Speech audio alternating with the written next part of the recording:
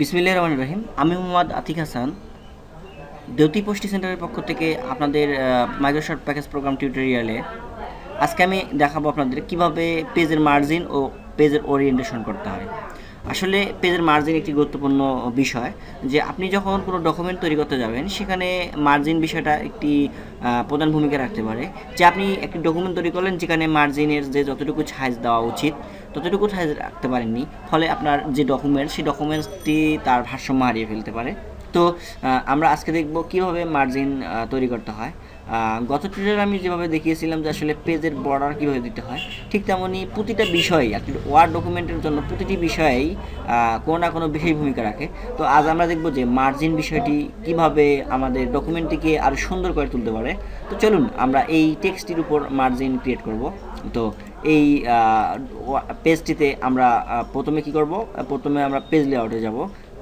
আমাদের যদি আমরা মার্জিন দিতে চাই কিংবা ওরিয়েন্টেশন করতে চাই তাহলে আমাদের পেজ লেআউটে যেতে হবে, এবং পেজ লেআউট থেকে মার্জিনসে ক্লিক করে আমরা দেখতে পাচ্ছি যেখানে অনেকগুলো মার্জিন দেওয়া রয়েছে, যেমন last custom setting, normal, narrow, moderate, wide, micro আর মিরর।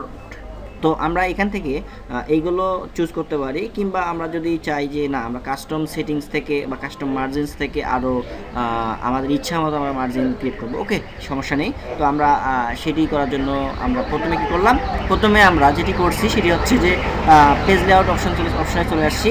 এরপর পেজ লেআউট থেকে মার্জিন থেকে কাস্টম মার্জিনসে ক্লিক করে আমরা দেখতে পারতেছি যে মার্জিনসের টপ, মার্জিনসের বটম, মার্জিনসের লেফট, মার্জিনসের রাইট আপনি কি দিতে চাচ্ছেন।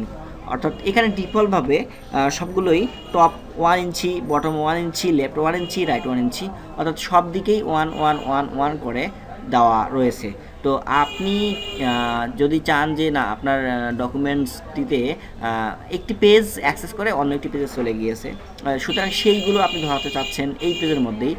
আবার দুইটি পেজ যদি আপনি করতে চান তাহলে একটু কিছু লাইনের জন্যই আপনাকে পরবর্তী পেজে যাইতে হচ্ছে। তো এই সমস্যাগুলো সমাধানের জন্য আমরা কী করতে পারি যে টপ, বটম, লেফট কিংবা রাইট এইগুলোকে একটু কমিয়ে দিয়ে আমি কিন্তু আমার ডকুমেন্টটিকে সুন্দর করে সাজিয়ে দিতে পারি। তো চলুন আমরা দেখি যে টপ 1 ইঞ্চি দেওয়া রয়েছে। তো আমি এই যে নিচে যে ড্রপডাউন মেনু, অর্থাৎ এই যে নিচের যে অ্যারো কিটি, এখানে যদি আপনি ক্লিক করেন তাহলে কিন্তু কমতে থাকবে। তো এখানে আপনি কমাতে পারেন এটি ইউজ করে, কিংবা এখানে আপনি লিখে দিতেও পারেন। তো আপনার যেটি ভালো লাগে সেটি করবেন। তো আমরা এখান থেকে দেখতে পাচ্ছি যে এখানে নিচে ক্লিক করলে কমে যাচ্ছে এবং উপরে ক্লিক করলে কি বেড়ে যাচ্ছে। তো আমরা চাচ্ছি যে আমার এই পেজটিতে টপ 0.5 ইঞ্চি, বটম 0.5 ইঞ্চি, অর্থাৎ সবগুলো টপ, বটম, লেফট, রাইট সবগুলো 5 ইঞ্চি করে দেবো। তো আমরা 5 ইঞ্চি করে দিচ্ছি। তাহলে আমরা দেখবো যে কী রকম আমার পেজটির ডেকোরেশন হয়।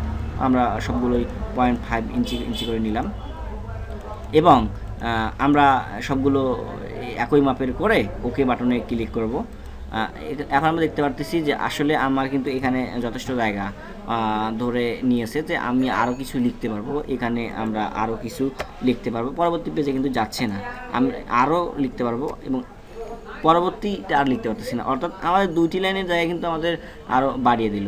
এবং আমরা এখান থেকে দেখতে পারতেছি যে আসলে এই দিকে যে টপ, অর্থাৎ উপরে টপ, এদিকে লেফট, এদিকে রাইট এবং নিচের বটম, যদিও আমাদের পেজটির জায়গা পরিসর বেড়ে যায়, তারপরেও একটা জিনিস কিন্তু ভাবিয়ে তুলতেছে আমাদের, সেটি হচ্ছে যে এই যে আমাদের যে পেজটিতে কিন্তু ডেকোরেশন আর ঠিক হচ্ছে না।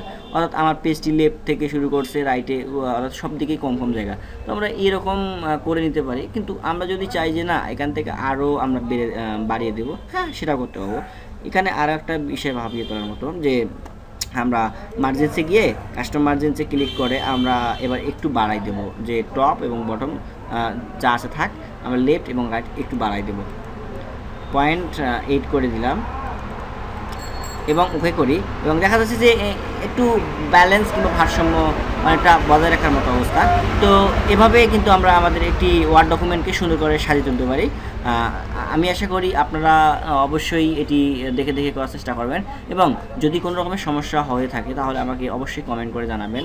এবং এবং সেটিতেও যদি না হয় তাহলে আগামী টিউটোরিয়ালের শুরু করার পূর্বে আমাকে জানিয়ে দেবেন, আমি সমস্যার সমাধান করার চেষ্টা করব। তো আজ এ পর্যন্তই, আবারও আপনাদের সবাইকে ধন্যবাদ জানিয়ে শেষ করছি আজকে টিউটোরিয়াল। আল্লাহ হাফিজ।